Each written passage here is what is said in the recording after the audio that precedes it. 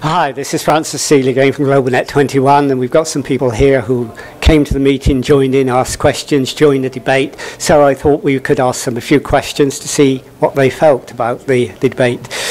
Alicia, one of the things that you said at the meeting that was very interesting is that you're a banker by experience, you've seen how markets fell, and there's a role for government to intervene. You also said that you have a new job and that you are in a think tank and that you're struggling to see how that intervention can take place. Can you tell us about that? What's the struggle you're going through?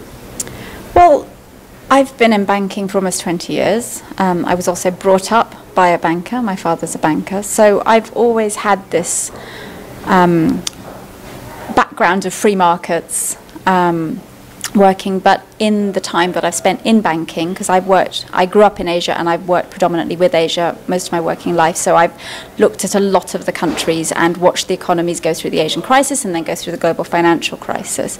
And I've seen that many things that the market says shouldn't work do work, and that there has been active industrial policy in Singapore, in even in Hong Kong to a degree, definitely in South Korea, which is a really amazing economic miracle, and it's worked.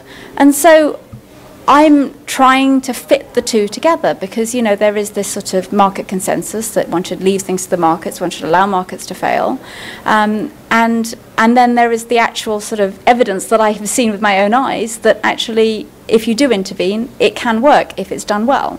I mean, there are many times, I'm sure, where it doesn't work. And ultimately, we're not talking about companies, we're talking about people. You know, these are governments that have brought the lot of their people up from, I think in the case of Korea, being poorer than most African nations, to a nation that is almost predominantly middle class now, and I think must be a lot happier. I'm sure that if you measured it, you would definitely see that. So we are talking about real people and real feelings and real emotions, and I think that's very important. Okay, fine. Thanks. And Francis Sealey again, signing off from GlobaNet21.